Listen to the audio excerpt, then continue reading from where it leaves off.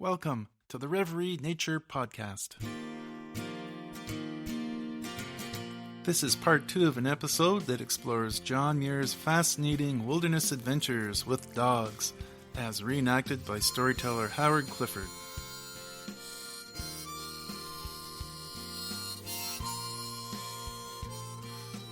Just in case you're not familiar with John Muir yet, he's a Scottish-born American naturalist, author, and early advocate for the preservation of wilderness in the United States. He is often referred to as the father of the national parks, due to his pivotal role in the establishment of several national parks, including Yosemite. In part 1 of this episode, John Muir recounts his experiences in the wilderness with a dog named Carlo.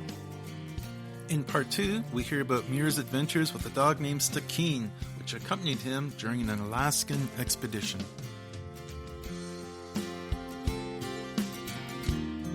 In the Reverie Nature Podcast, you can expect to find a wide variety of topics on the nature experience, from bushcraft, survival skills, nature lore, animal tracks and sign, storytelling, nature soundscapes, and much more. These are the lessons and skills I've been teaching for decades. So before we dig in, please take a moment to subscribe and consider offering your support to the podcast. Now let's hear Howard Clifford do his reenactment of John Muir with Stickeen.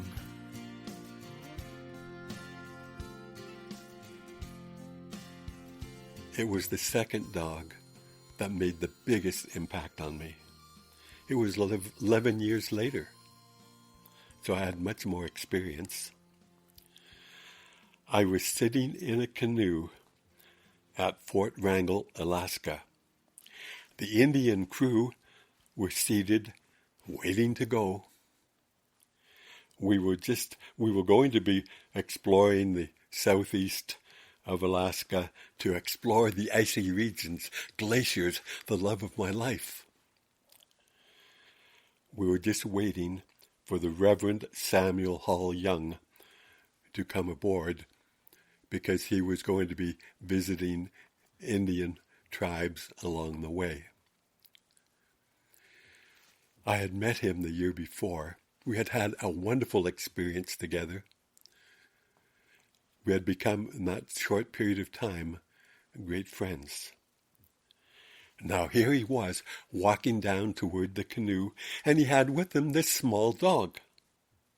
The dog immediately stepped into the canoe, settled down on the luggage, and just made himself at home. I couldn't believe my eyes. How could he come with us? And so I said as much. I said, "Please return this dog. Let him play with the children. He can't go where we're going. It's no place for him. He'll perish."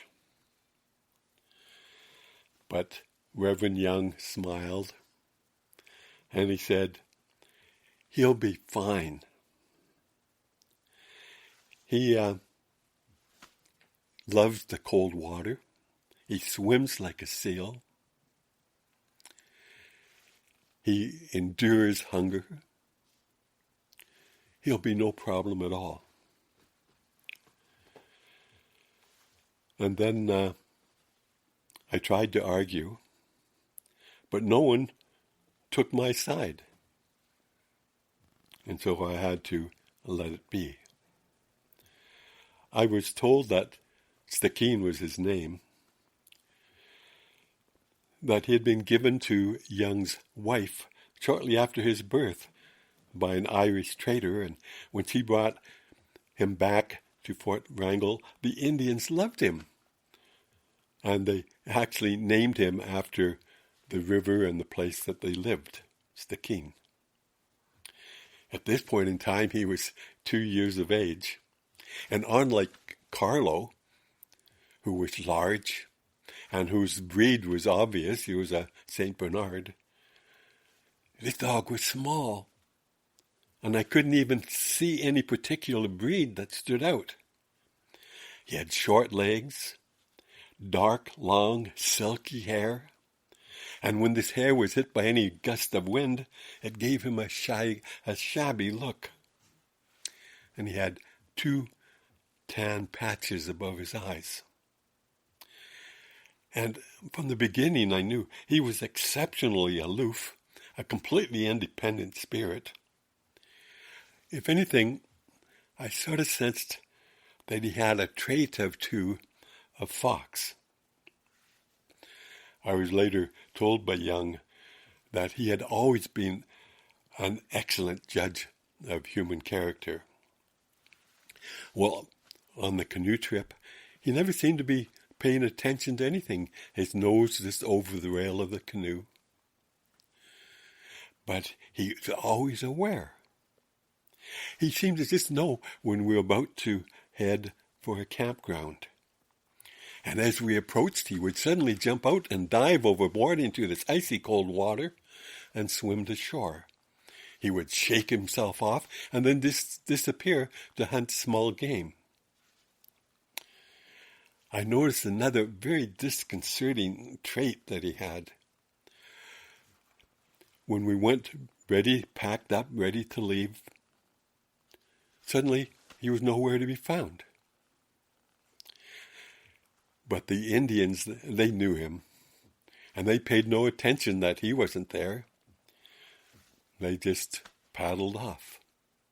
And then each time, 5-10 minutes later, we would see something swimming in the water efficiently, no worry, catching up to us.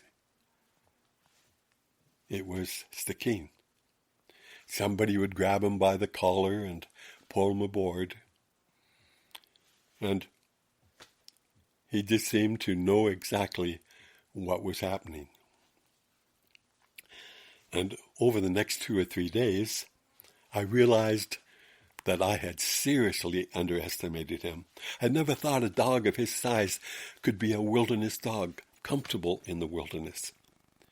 And I was beginning to enjoy his company. The other thing I noticed was each day one of the Indians would have been assigned to go hunting for food. And Stickeen would always follow that person, except when he saw me going off in a different direction. Then he would follow me, even though I had no gun and I wasn't a hunter. He seemed to be more interested in what I was up to than even the hunt. Well, finally we reached Taylor Bay. Today, you'd know it as part of the Glacier National Park. And this is what I've been waiting for. I could hardly contain my excitement. A living glacier. And I knew first thing in the morning I was going to be up early, have a quick breakfast, and off for a full day of studying this glacier. Early in the morning, I was up, and my day was even more perfect because a fierce storm had set upon us. I couldn't believe my good luck. I guess I should explain. To me, you can't begin to know nature unless you experience all of its faces.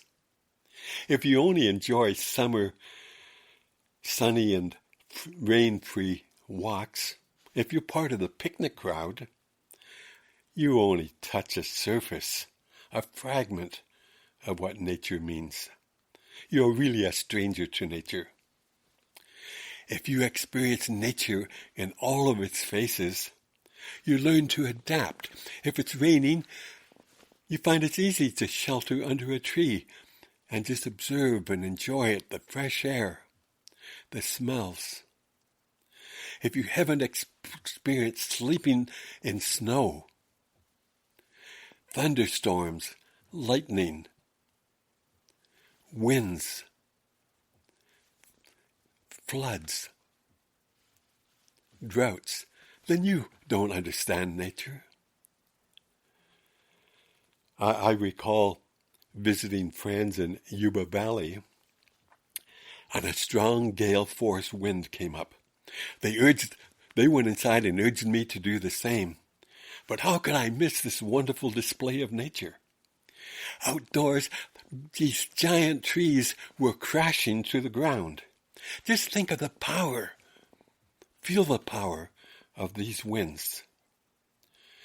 But as I was out there, I sensed the real action is in the canopy. It's up there where the tree tops were swaying back and forth.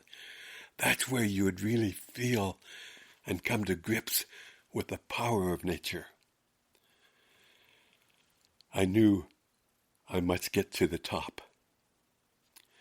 Now, many people have thought I must have a death wish, or just recklessly foolish. But I knew they were risks. But each time I pushed myself to the limit, it increased my knowledge, my understanding, gave me new ways to adapt, to assess the risks, and actually reduce the risks. I noticed above the sway, the arc of these treetops was 20 to 30 feet back and forth, but I also knew that this wonderful Douglas fir, that this was within the limits of their resiliency, their ability to withstand. And I also picked a Douglas fir that was within a grove of firs, because if it toppled, it would be caught by its neighbors and it would be held up. It would actually be safer up there than on the ground where the trees could come and hit me. But this kind of knowledge comes only from accumulated experience. I weighed the risk against the values of the experience offered. So I climbed this 100-foot Douglas. And at the top, I just felt so out of control. The power of the gale winds. I felt like a bobolink on a reed. I could just cling, relying completely that nature had prepared these giants for such a time. I felt like I was part of an orchestra dancing wildly and freely in the storm. Over time, I was able to focus on the view. How different than from the forest floor. Imagine the array of aromas and fragrances carried from miles away. The scent of sea salt. How glorious this was. I frequently closed my eyes so I could focus on the music. The storm created music. Original music. I'd never heard the likes before. Finally, the storm died down. My friends were so relieved that I was safe. I only wish they could have shared my experience, but I couldn't share it with them. They had nothing in their experience to compare it with. They really knew nothing about nature at its basic elements. Also, my camping techniques were described by everybody as unorthodox. I never took any equipment with me except for an ice axe. No sleeping bag, just a blanket. Yet I was able to sleep in winter storms, deep snow, each time finding it marvelous experiences. I adapted. I camped in storms that people said no one could survive. But I would find a pine, tunnel under, gather the firewood to keep a fire going just outside, snug as a bug in a rug. It was, wonderful experiences. Nothing compared with just a sunny walk during a summer day. Now, it's true, occasionally something happened that was not anticipated. One time in Yosemite, I climbed a side canyon, following 3 or 4 feet of freshly fallen snow. I wanted to get to the summit where I knew there would be avalanches around, and I wanted to observe them from the summit to see the power and the impact that they would have. I expected to be able to climb up in about an hour. But with this fresh fallen snow, I kept sinking up to my waist and sometimes even higher. It was terribly slow going. And it would now, instead of being an hour, I was within a half hour of sunset. And I was still a couple hundred yards from the top. And then suddenly, I felt the snow giving away from under my feet. I knew I was caught in an avalanche, and instinctively I threw myself on top of the snow on my back and threw my arms out to help keep myself on top of the snow.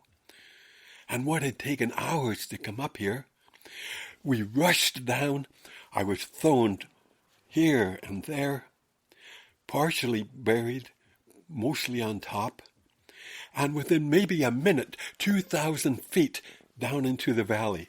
Fortunately, there were no cliffs for the snow to go over that would have made me into a free throw. We ended up in a crumble of snow. I stood up. I didn't have a bruise or a scar upon me. I wrote, "This flight in a Milky Way of snowflowers was the most spiritual of all my travels."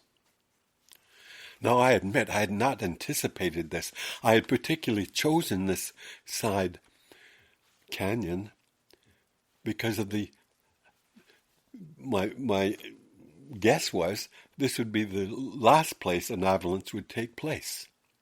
And I also knew it had no cliffs or precipices that if I did get caught in an avalanche. Stay with us. We'll be right back. Calling all nature rebels and podcast aficionados, I hope you're enjoying today's podcast episode.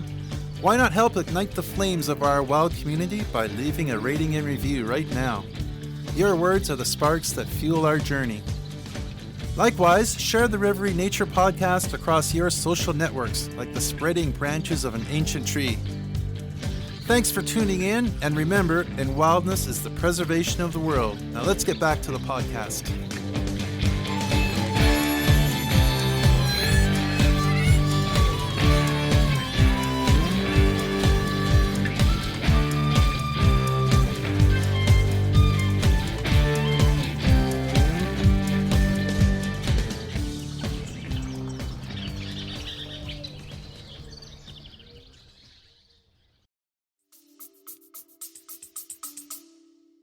That would for sure kill me. But I certainly wouldn't have went if I knew I was going to be caught in an avalanche. It's almost a sure death sentence. But, you city folk, you can slip on a sidewalk and hit your head and pass away. You never know what's going to take you. Risk is life. And the risks I took that you may think to be reckless, they were thought out. I came close to several times to losing my life, but I could have easily lost my life crossing the street. It's a matter of what kind of experiences you want to have in life. Well, now here back at Taylor Bay, I was facing this rain-laden gale. I didn't have time to stop for breakfast. I was just filled with excitement. Look at what nature was offering me. The rain now was falling. It wasn't falling like heavy rain. It came in level sheets. The wind roaring as I've never heard wind roar before, not even in that gale at Yuba that I'd climbed the tree. But hadn't gotten more than a dozen yards, when suddenly, no, there was Stickeen. He had left his safe bed coming out into the storm that no dog would come out in. And there he was, wanting to go with me. And I was arguing with him. You can't come. This will be no place for you. It can't work.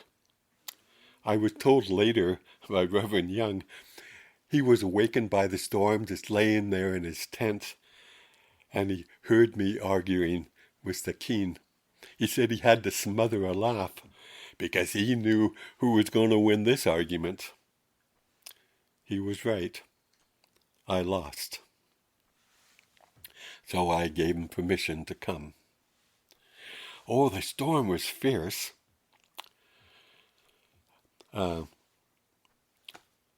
We knew enough, at least I knew enough, that we shouldn't climb on the glacier right now, because with these winds, sometimes you're going to have to jump over a crevice.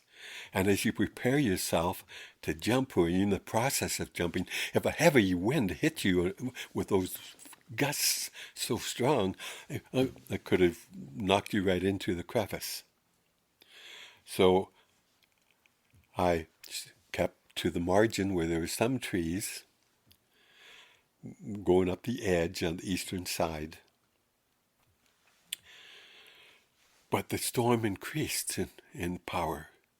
I couldn't even breathe when I was facing it. So I took refuge behind a large tree. It was not large compared to trees I'm used to, but for up there, and waited for the storm to abate. And eventually it abated somewhat. So we continued up the margin, maybe 3 or 4 miles, and it came to sort of a mound, sort of a hill point. I chopped with my axe steps so I could climb to the top. And as far as I could see, looking across the glacier, it was level. It looked like it would be safe to cross. And the wind now was only moderate, but it was still raining, and that wouldn't bother me. But the kind of rain it was made it misty and hard to see. And I thought, if I get across and it gets where I can't see at all, I'd have trouble coming back. So I paused and thought, looked at it, examined the situation. But my desire to see was greater than my fear of the risk. And so we started across. Well, it was about 7 miles across, but the first going on this east side was remarkably free of any large crevices. Most were just easy to stop across, and some you could avoid just by going a little ways up or a little ways down till you found a way around it or could jump it. Sometimes found that there was an ice bridge across, and so I could take my axe and smooth off the tops of it so that Stickeen could walk behind me, and maybe 15 to sometimes 20 feet across the crevice would make our way. Now, I know most people find this too dangerous, but I've never been afraid of heights. And it was, I knew these ice bridges were strong, so I was able to do it without giving it too much thought. But then, as the crevices became more prevalent, and we had to zigzag up and down to find a way around, it would sometimes take 10 times longer than if we could have went just straight across. But nevertheless, we made it in about 3 hours because the ice itself was pretty easy walking. When we got across to the other side, I started walking to the north because I saw a point where you could look over to the sea and the lake, and it would give us a glorious view. But when I got there, I wanted to explore more, but I knew we were going to get caught in the dark if we didn't get back. So reluctantly turned around and started back across the glacier. Got about 2 miles when then all of a sudden we came across a maze of different sized crevices, some appallingly deep and wide. I picked up my pace because I knew it was going to take longer to get back than we had planned. Sometimes I had to use my axe to create a foot brace because it was a fairly large jump I would have to make. And so I would cut a foot brace, run at it, and jump maybe 5-6 feet. And Stickeen was right behind me, had no problem jumping at all. But then the dreaded storm came back. I couldn't even see the other side. The only way I could find my way was directed by the ice structures. Now this is a learned skill, learning to read the landscape. I used to have to do this very often in storms. Read the landscape so I know even if it had turned dark, I could find my way back. But I also knew that it's possible we might have to spend the night here. And if this happened, I would just have to find a flat spot. I'd spent nights before in similar situations. I knew it would be cold, and now that we were wet, it's going to be a very miserable night. In fact, we'd probably have to dance the Highland Fling to keep warm. And also I knew the people back at camp would be very worried about us. Each time when I came to a fairly large crevice that challenged my ability, and I'd jump it, I'd be hoping this would be the last. Surely there'd be no more. But then, suddenly, a large one.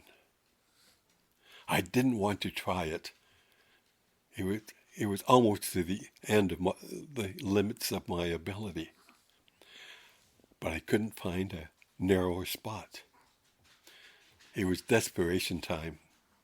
I guessed it to be about 8 feet across, and this was just at about the outer limits of my ability. But what made it even worse was the other side. I noticed it was about a foot lower than on this side. It meant that if we did have to come back, I would have to jump uphill, which would make it even more difficult to do. I studied it carefully and decided, yes, even if I had to do it back, I think I wouldn't want to, but I think I could make it. So I did carefully make a brace for my jumping. I put it as close to the edge of the ice crevice as I could to give me every last inch I would need. And then I immediately ran under control, timing it so I could get my foot on that brace and jump, giving full momentum to my jump.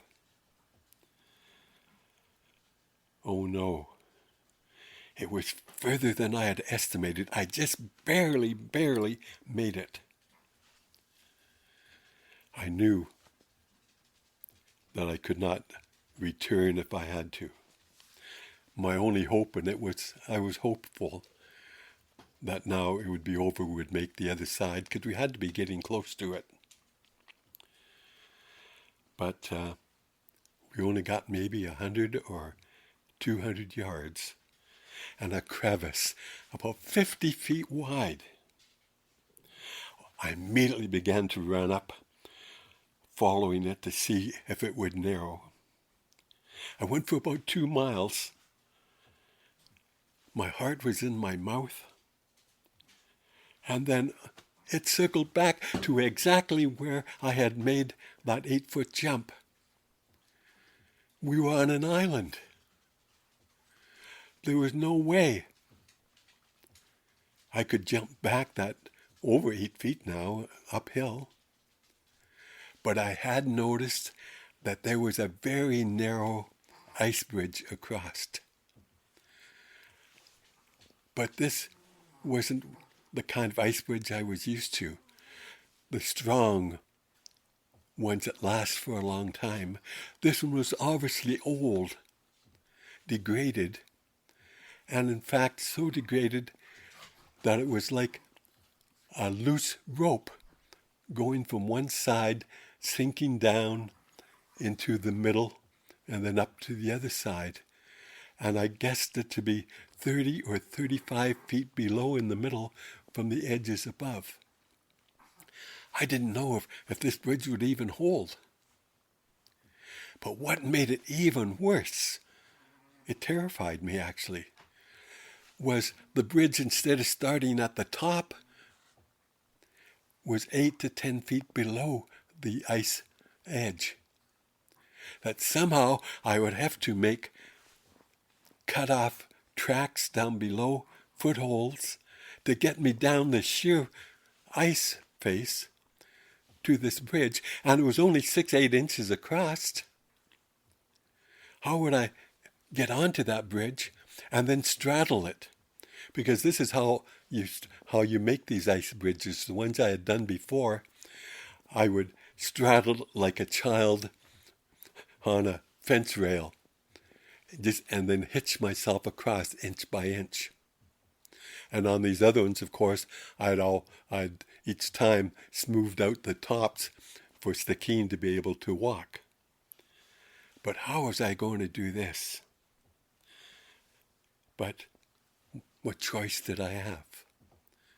So straight above where the bridge was on top, and just a bit to the side, I began chipping out a large hollow, large enough to be able to kneel into, and then reach over with my axe 18 inches below to just chip out a bit of a foothold, slanting inwards that would leave enough room for my heel to hang over but to catch onto it. I'd never tried anything like this in my life before. I really don't understand how I made it. I pressed my body against this ice cliff, just tenuously reaching over to chip the next foothold out. Eventually, there I was at the ice bridge. But how was I going to go from this ice wall onto the bridge and to straddle it? Tell you the truth, I'm not sure how I managed to do it. In those circumstances, you just go and keep going until you make it. And then I had to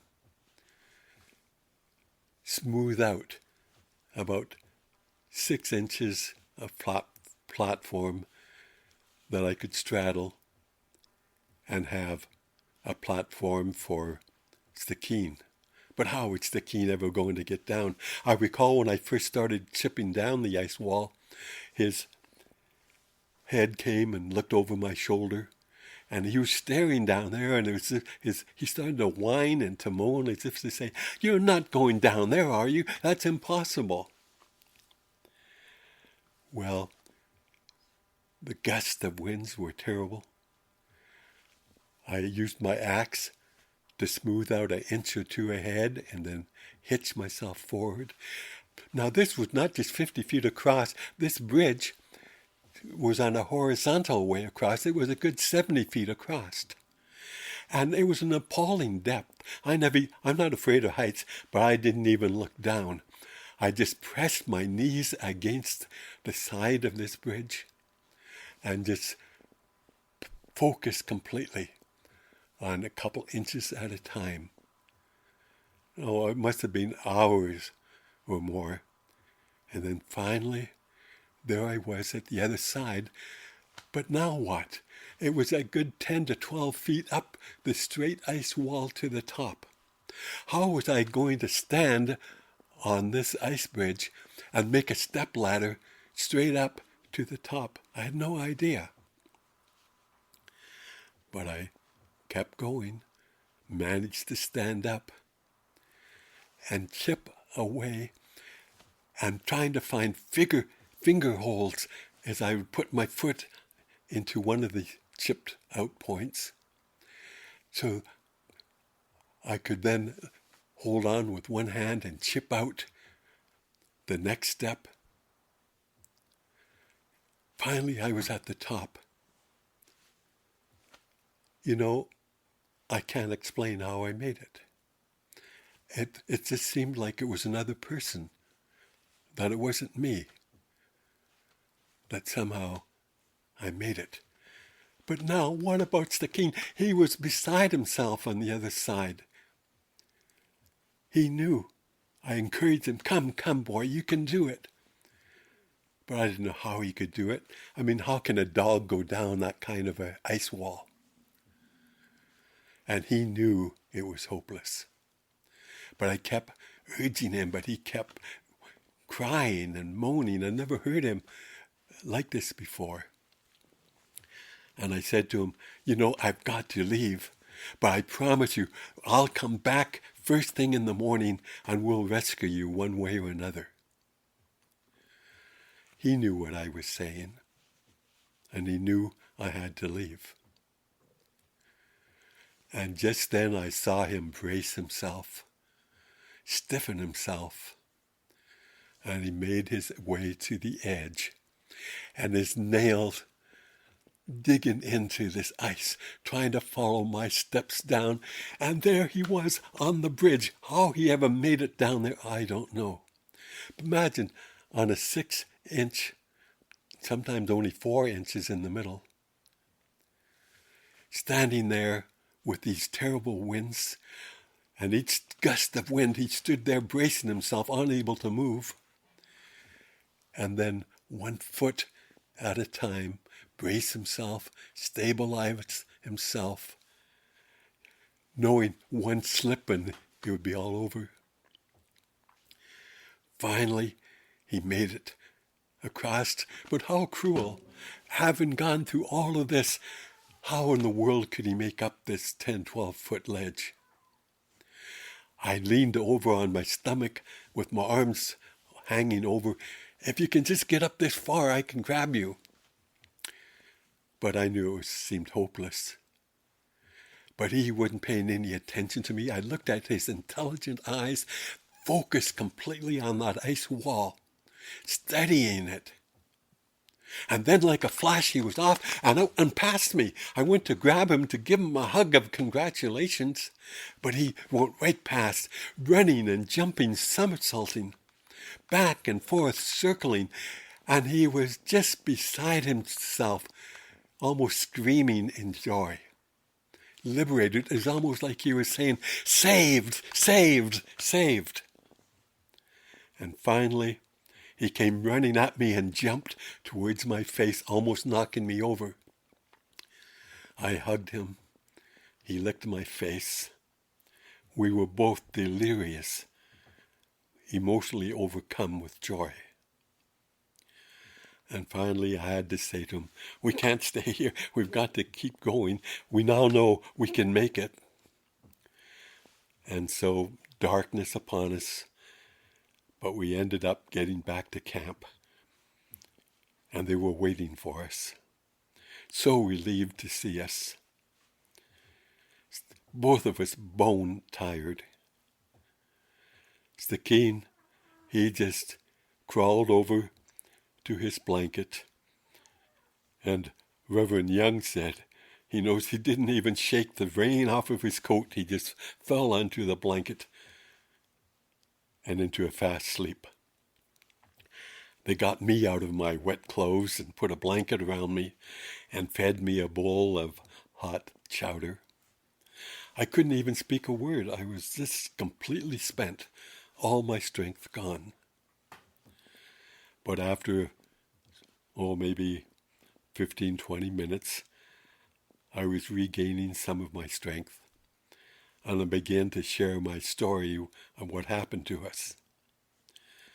I had just got to the point of where we had reached this big crevice that we had to cross the ice bridge, and I noticed Stickeen coming over. He laid his head down on my boot, looking up reverently at me as I continued our story. I don't know what more to say about this.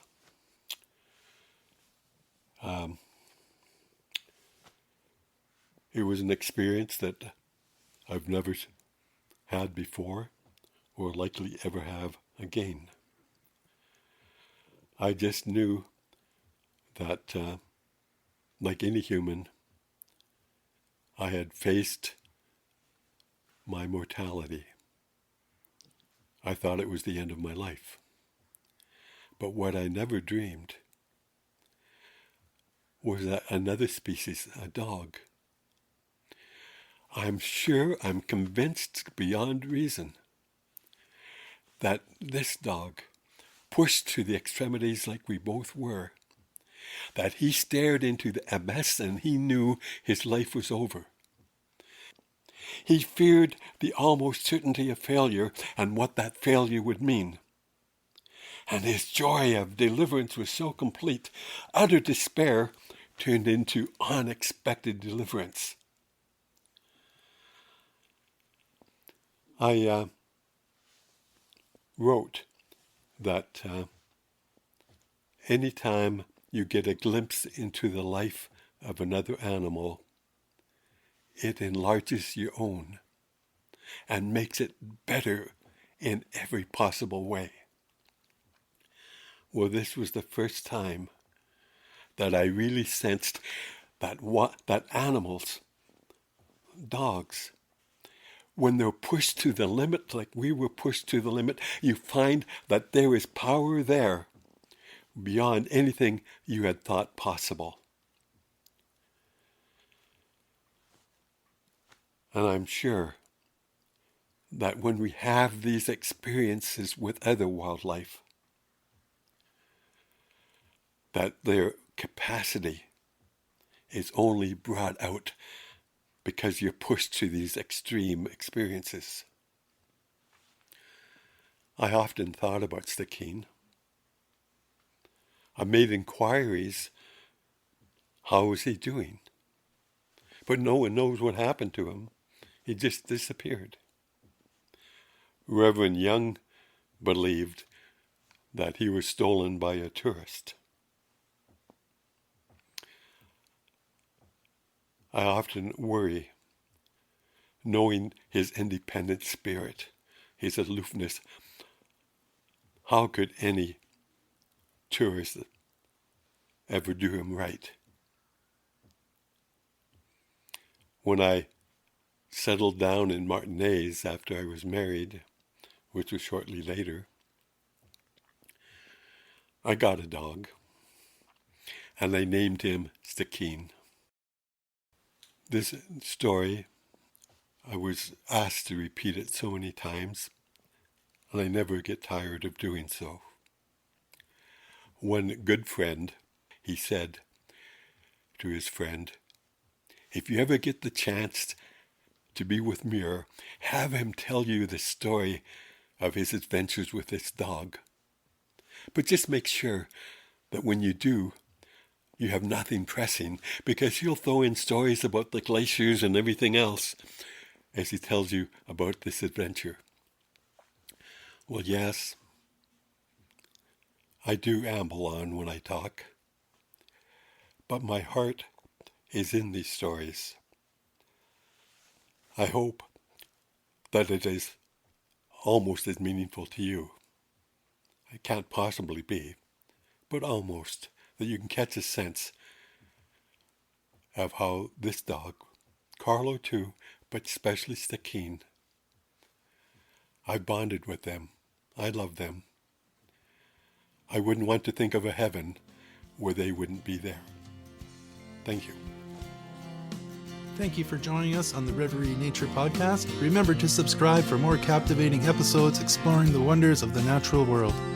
Until next time, may you saunter forth, embracing nature's song, and may the whispers of the wilderness linger in your heart.